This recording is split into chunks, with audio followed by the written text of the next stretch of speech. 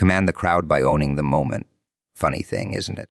How a room full of restless faces suddenly forgets how to blink the second someone decides they're done being ordinary.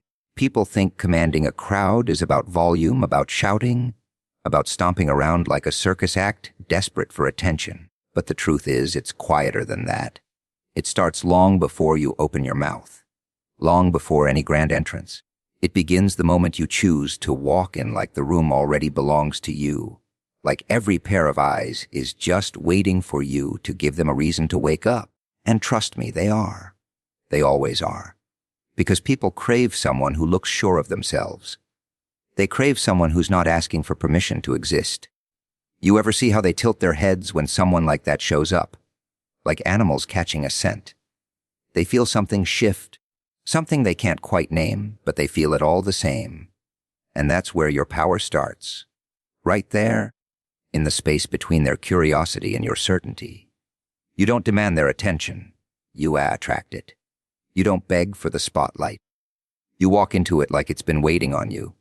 And once you've got those eyes, once every heartbeat in the room is beating against the walls in the same rhythm, that's when the moment becomes yours to shape. Not by force, not by chaos, but by presence. That strange, unsettling calm you carry when you're not performing for them. You're revealing something they didn't know they needed. The confidence that rattles them, shakes them awake, makes them lean in without even realizing they did. People think controlling a crowd is about dominating them. But no, it's about inviting them into your world and closing the doors behind them. Making them feel something.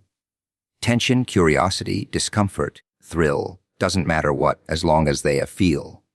Because once they feel, they follow. Suddenly every breath you take becomes a cue, every pause a cliffhanger, every word a fuse burning toward something unpredictable. And that unpredictability, that's the real hook. That's what keeps them locked in. They don't know what you're going to do next, and that makes them yours. Owning the moment means walking in with the kind of energy that says, I'm not here to participate. I'm here to redefine the atmosphere. It means letting the room adjust to you instead of adjusting yourself to the room.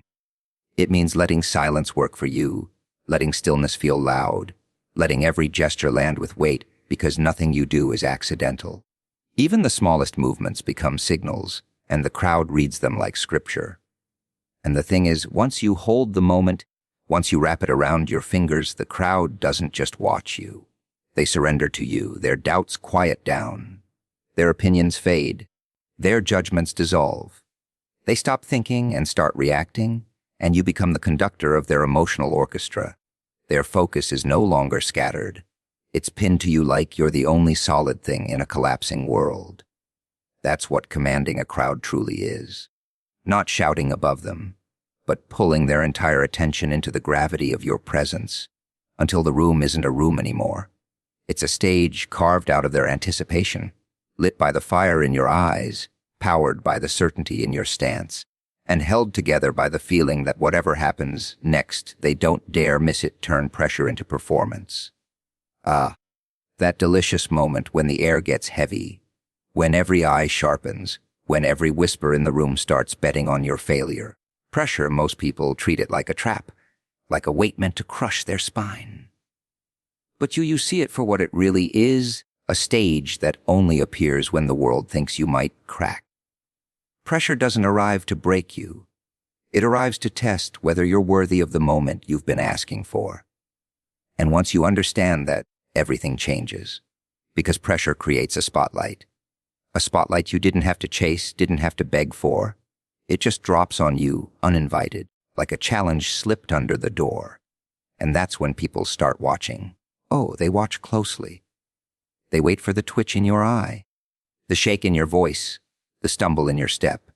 They hunger for your missteps because it reassures them about their own. But what happens when you refuse to give them that? What happens when the pressure that should have made you crumble makes you sharper instead? Suddenly the watchers become witnesses, and the witnesses become believers. Not because you asked them to, but because you changed the temperature of the whole room. See, pressure reveals you. Not your polished mask, not your rehearsed lines for you. The raw nerve, the instinct, the spark buried beneath all that polite structure. When the walls start closing in, you discover what you've really got inside. And if you let that side loose, if you stop hiding the fire and start feeding it, pressure becomes the very thing that props you up. It becomes a weapon in your hand, a stage beneath your feet, a rhythm that pushes your pulse into something dangerous, something electric. That's when pressure turns into performance. Not a performance for applause, but a performance of identity. People don't remember perfect moments. They remember the ones that almost collapsed. The ones where everything could have gone wrong. The ones where someone stood at the edge of disaster and smiled. That's why pressure is so intoxicating. It strips away the comfortable choices and forces you to act with clarity you didn't know you possessed. It gives you no room for hesitation, no time for doubts, no space for that timid voice whispering useless nonsense. Under pressure, only the truth remains. And your truth is that you were built for intensity. Turning pressure into performance means welcoming the heat. Letting it squeeze you, challenge you, corner you. Because in that corner, you become unpredictable. You become focused. You become alive in a way calm can never make you. It's in the tightening of the world around you where you tap into the part of yourself that knows exactly what to do. The instincts sharpen, the words hit harder, the presence grows heavier. And the crowd, they can feel it. They feel the shift, the growing tension in the air, the way you seem to move with purpose born from the weight pressing down on you. They feel it and they lean in, because watching someone glow under pressure is a rare spectacle. Most people chase comfort, but comfort softens you, dulls you, lulls you into mediocrity. Pressure, on the other hand, pressure sculpts you. It forces you to step into a version of yourself that only reveals itself when the stakes are high, when failure is hungry, when doubt is circling like a vulture. That version of you, that sharp, fearless, unapologetic version, that's the performer who turns the room into a furnace and still stands tall, smiling like the flames are nothing but warm light against your skin. That's how you turn pressure into performance. Not by avoiding the heat, but by stepping deeper into it, letting it carve out the strongest parts of you, letting it make the moment unforgettable, because you transformed what should have broken you into the very thing that proved you belong exactly where you're standing. Treat doubt like dust. Brush it off. People like to pretend doubt is this mighty force, some grand shadow lurking over your shoulder. But when you really look at it, really pay attention to what it is, you'll notice it behaves more like those tiny specks you barely see until the light hits them, floating around, settling on you when you stand still too long. Harmless, weightless, laughably small. Doubt only feels heavy because people let it pile up, layer after layer, until they convince themselves they're carrying a mountain. But here's the secret: it was always just dust. Dust you forgot to wipe away. And oh, the world loves to throw it at you. They do it with smirks, with raised eyebrows, with those soft little jabs disguised as advice. They sprinkle it on your shoulders like they're seasoning a meal, hoping you'll absorb it, hoping it sticks. Because doubt isn't really about you. It's about them, their insecurities, their limitations, their fear of someone stepping out of the line they've comfortably accepted. People can't stand it when someone refuses to shrink, so they toss their dust at you hoping it'll cloud your vision. But dust only blinds you if you rub it into your own eyes.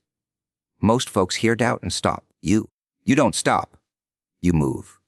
You keep walking, keep breathing, keep stepping forward like the weight never landed. And that's what rattles them, because nothing makes doubters more nervous than someone who refuses to acknowledge them. Someone who treats their comments like lint on a coat. Something you flick away with a tap of your fingers. The moment they realize their dust can't cling to you, their power dissolves. Their whispers lose volume. Their opinions lose teeth. Doubt only grows when you pause to entertain it. When you tilt your head and say, maybe they're right. That's when the dust settles into corners, creeps into cracks, spreads itself thin until it feels like a film over everything.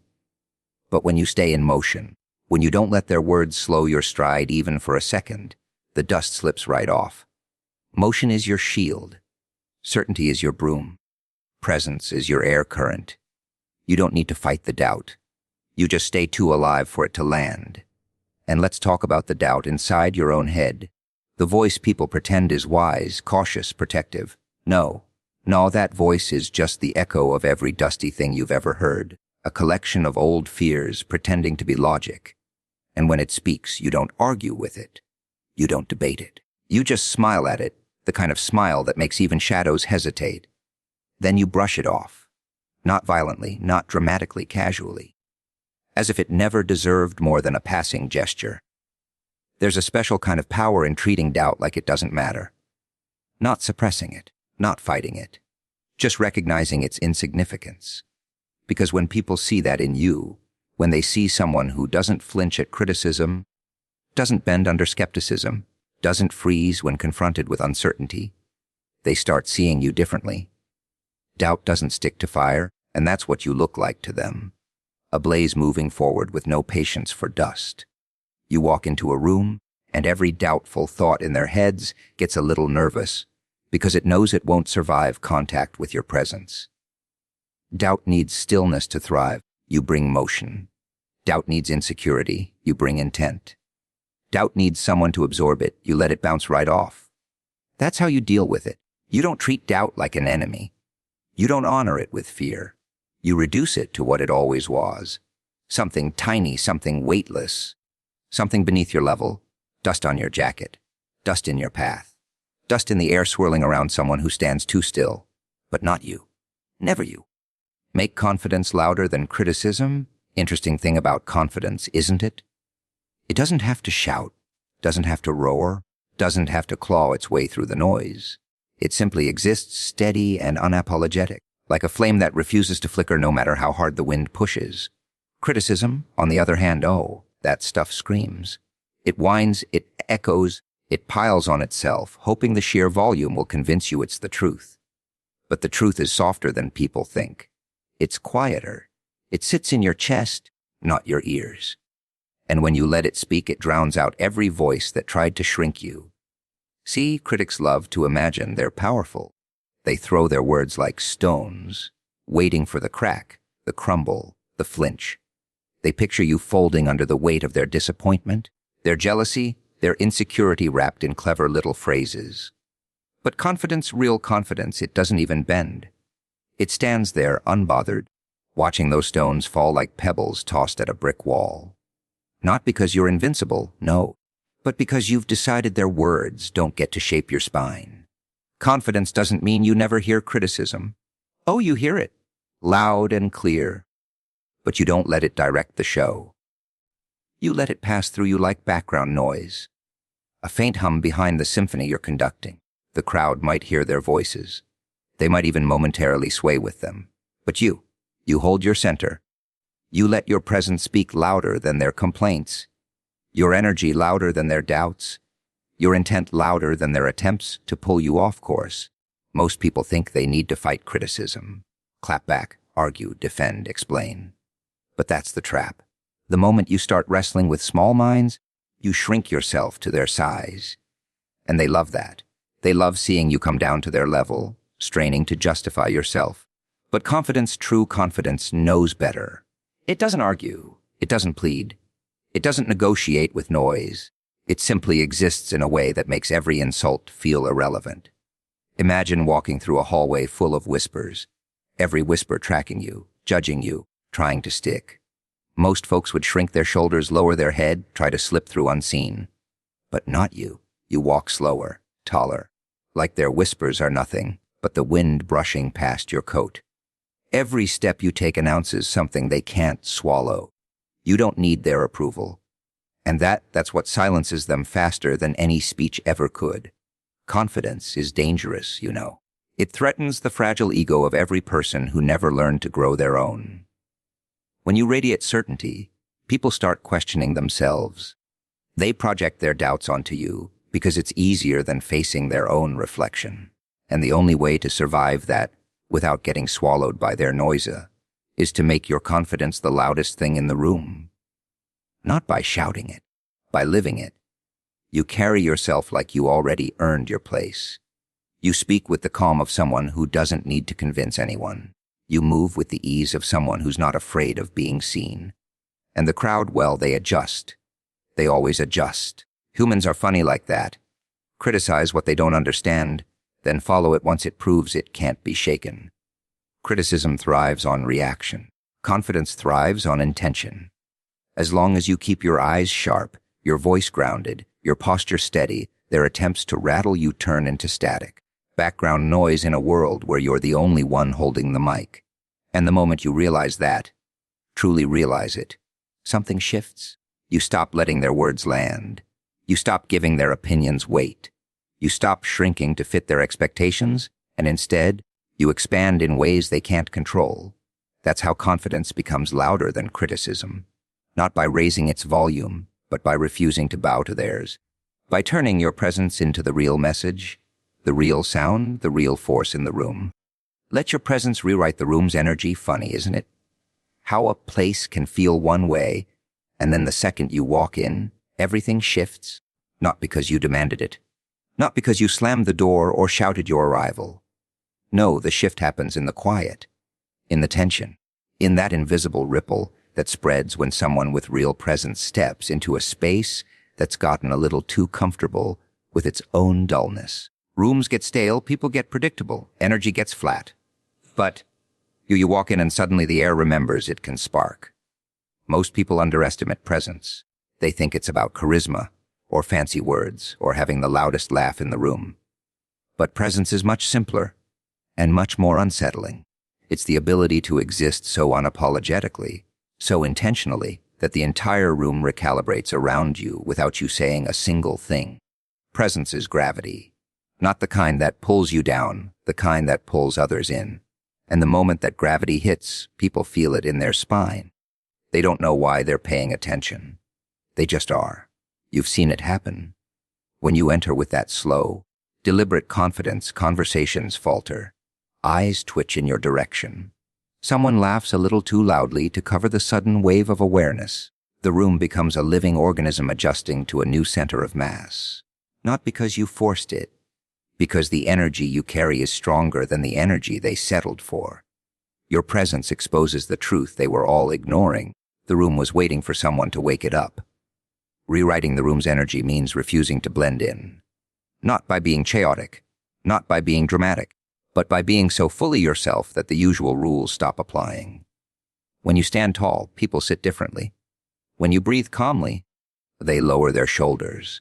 When you make eye contact, they forget the script they were following. That's the magic of presence. It disrupts.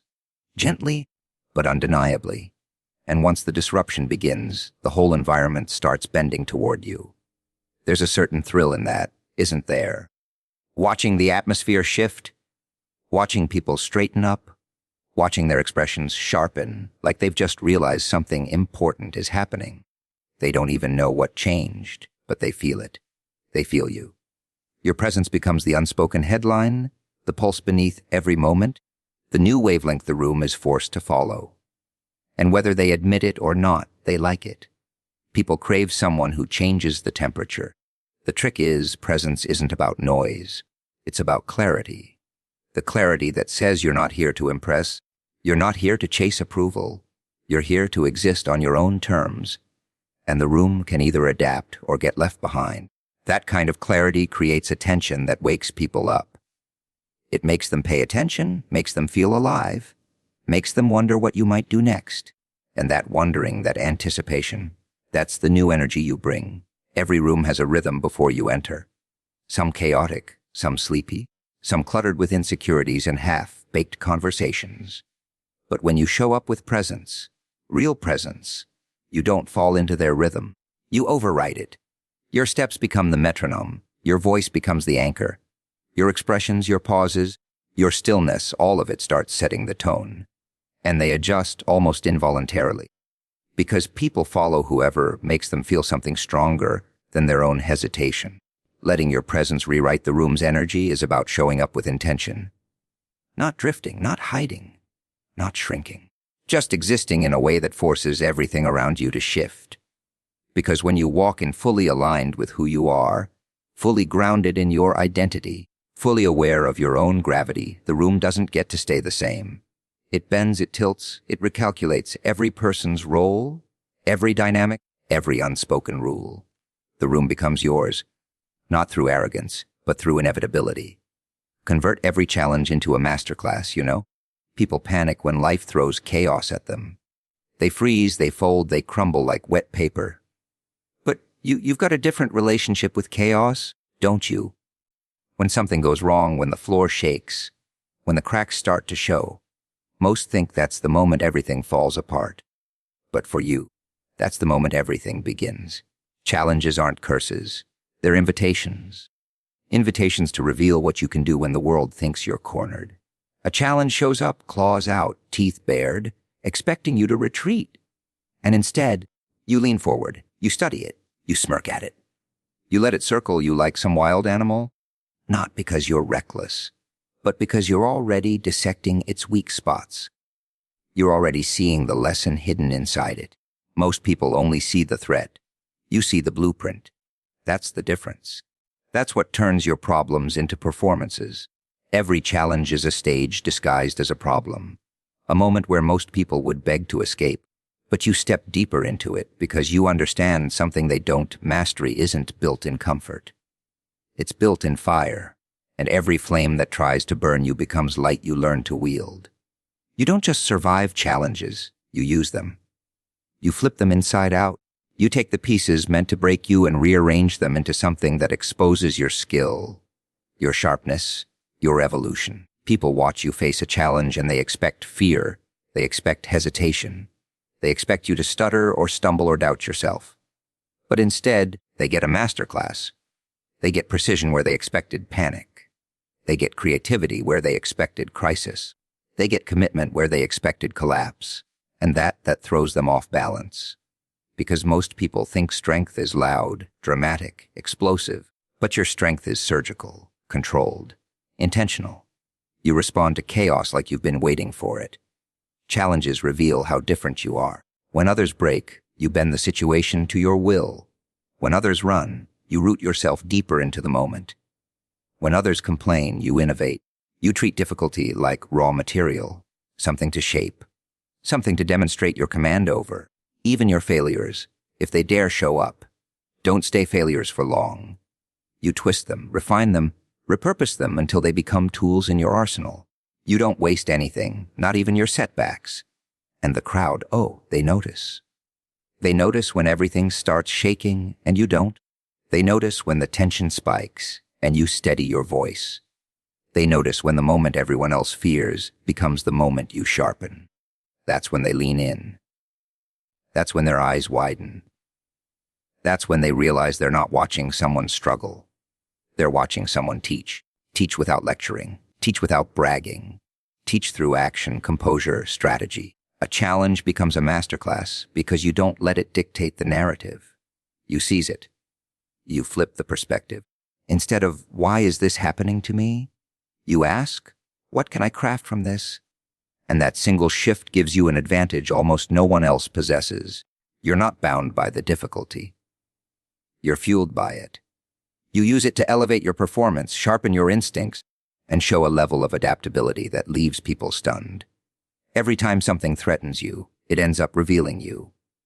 Not the polished version, not the predictable version, the version that thrives under pressure, the version that sees opportunity in chaos, the version that knows how to turn a mess into a masterpiece.